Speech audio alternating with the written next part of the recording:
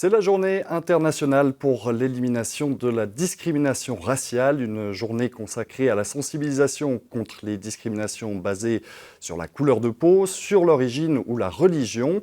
La Suisse, elle, enregistre une hausse des actes et des propos racistes. Pourquoi une telle recrudescence ? Pour en parler, je reçois Ursula Schneider-Schüttel, la présidente de la Commission fédérale contre le racisme. Madame Schneider-Schüttel, bonsoir et bienvenue. Merci pour l'invitation. Une personne sur 6 a été victime de discrimination raciale et un tiers de la population se dit dérangée en présence de personnes perçues comme différentes. La Suisse, c'est un pays raciste. Je pense que la Suisse est comme tous les pays, il y a du racisme. On ne peut pas dire non, la Suisse, elle n'est pas du tout raciste, il n'y a pas ce problème-là. Notre commission existe depuis 30 ans. C'est depuis 30 ans qu'on fait l'expérience et qu'on sait, qu'on réalise qu'il y a du racisme dans différentes formes. Donc la commission est là pour prévenir et pour combattre ce racisme, ces discriminations raciales. Et comment on explique une telle hausse ces dernières années ? Alors, une hausse ne veut pas nécessairement dire que le racisme augmente, qu'il y en a plus de racisme qu'il y a 10 ans, mais il est mieux vu. Il y en a une sensibilisation augmentée de la population. Donc la population, les gens qui sont concernés ou qui l'observent font beaucoup plus d'annonces d'actes racistes ou de discrimination. Ça veut dire qu'il est devenu plus facile d'en parler, de dénoncer ces cas ? Oui, c'est plus facile. Et puis on a aussi des outils qui sont mieux connus aujourd'hui. Il y en a des centres de conseil auxquels on peut se rendre. Donc on est mieux préparé pour prendre en compte ces actes raciaux. Donc ça fait aussi que les chiffres augmentent. Vous avez pris la présidence de la Commission fédérale contre le racisme en 2024, l'année dernière. Oui. Les cas explosent depuis que vous êtes là. Ça ne vous désespère pas ? Non, si ça me désespérait, je serais à la mauvaise place, je dirais.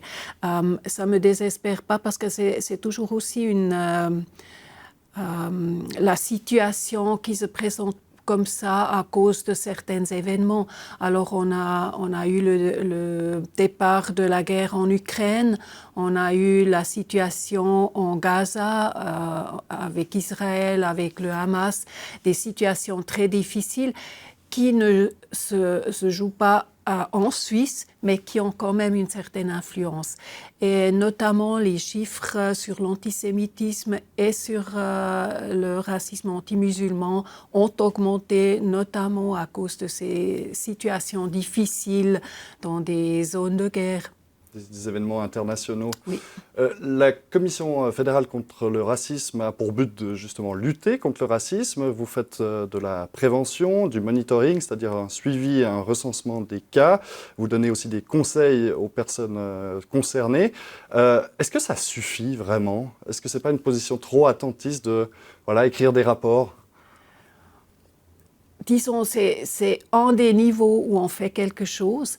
Nous ne sommes pas les seuls qui agissent dans les questions de discrimination raciste.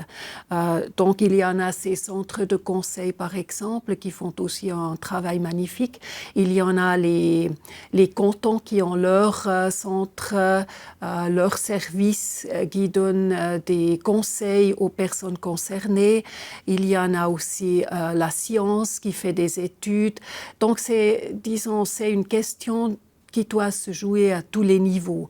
Nous, la Commission, on a le mandat de prévenir, on fait le monitoring, on met à disposition les bases, on demande aussi des études pour fournir les informations importantes et nécessaires, soit aux experts, soit aux gens qui travaillent sur les sujets du racisme, soit aussi aux personnes qui s'intéressent plus pour les faits. Et qu'est-ce que ça change, justement, ce travail de la Commission ? Alors, ça change dans le sens que les gens sont informés, sont sensibilisés sur les discriminations et qui peuvent, dans ce sens-là, s'orienter différemment, se comporter différemment. Un mot aussi sur la législation actuelle. Le code pénal punit la discrimination ou l'appel à la haine. Est-ce que la législation est suffisamment robuste en Suisse? Alors, vous parlez du code pénal. Du côté code pénal, c'est effectivement l'application de cet article 261 bis du code pénal qui est l'affaire de la justice, des tribunaux. Mais il y en a aussi des discriminations qui ne sont pas si graves que c'est puni d'après le code pénal. On a des discriminations au niveau du droit civil et là, on a depuis quelques années déjà, la Commission dit qu'il n'y en a pas suffisamment de moyens pour lutter contre ces discriminations. Alors si je parle de discrimination au niveau droit civil, c'est par exemple au domaine des locations, dans le domaine du travail, alors des gens avec un background migratoire de notre nation ont peut-être plus de difficultés de trouver un poste de travail qu'un Suisse. Qui se font refuser une place de travail ou un appartement pour ces raisons-là. Et Oui. dans ces cas-là, qu'est-ce qu'on fait alors? Qu'est-ce qu'on peut faire? Alors, en principe, on peut réclamer une discrimination du droit civil. On peut demander que la personnalité soit protégée, mais le droit civil ne donne pas assez de moyens aujourd'hui. Il y en a un principe, deux articles qui protègent la personnalité d'une personne. Alors si elle est attaquée par exemple par des raisons du couleur de peau ou de la religion, là on a quelques moyens mais ils ne sont pas assez forts. Et il s'agit aussi de pouvoir donner des preuves pourquoi est-ce qu'il y en a eu une discrimination. Aujourd'hui, c'est la personne concernée qui doit le prouver, ce qui est toujours assez difficile. Il y a aussi les contenus online, Internet. Les signalements de contenus racistes ont explosé, plus 60% en 2024 par rapport à 2023. Oui. Là, c'est un gros problème aussi à gérer. Alors ça, c'est aussi un gros problème. On a fait l'expérience avec cet outil informatique. Il y en a beaucoup d'annonces et qu'on a en principe pas assez de ressources pour vraiment pouvoir continuer comme on aimerait bien continuer.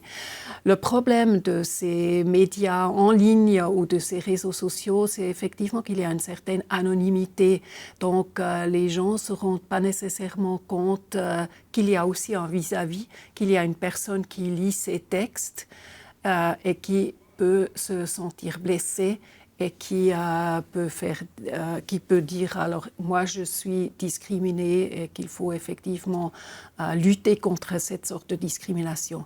Et vous le dites, il n'y a pas assez de moyens. Comment on contrôle finalement avec l'étendue de tous les commentaires sur les réseaux sociaux? Est-ce qu'il y a vraiment un moyen de faire face à ça? Alors, je pense que c'est pas que la commission qui doit veiller à ça. Alors, nous, on réagit à cause des annonces qu'on reçoit de Madame et Monsieur XY, du public en principe. Mais je pense que c'est une grande tâche aussi des médias elles-mêmes, qu'elles contrôlent effectivement quel commentaire est mis dans l'article et qu'ils les éliminent, qu'ils les bloquent. Mais, je dois aussi dire, les médias doivent aussi se rendre compte que dépendant de l'utilisation de leurs mots, de leurs termes, qu'ils incitent des fois à la discrimination, au racisme, sans se rendre compte des fois. Est-ce que ce ne serait pas finalement aussi un combat perdu d'avance? Ah non, alors je dirais pas. Il faut sensibiliser les journalistes, ceux qui travaillent aux médias, et c'est ce qu'on a fait aussi avec la publication d'une feuille. Après, c'est aussi les autorités qui doivent réagir. En tout cas. Et c'est suite aux annonces où les autorités vont aussi réagir et prendre en compte. Oui, alors il faut être beaucoup plus prudente. Il faut se retenir à faire des propos qui discriminent d'autres gens. Madame Schneider-Schüttel, c'est le mot de la fin. Merci beaucoup d'être venue en studio et d'avoir répondu à mes questions. Merci à vous. C'en est tout pour cette émission interview. Je vous remercie de l'avoir suivi et je vous souhaite une bonne suite de programmes sur Télé Bilingue. À bientôt.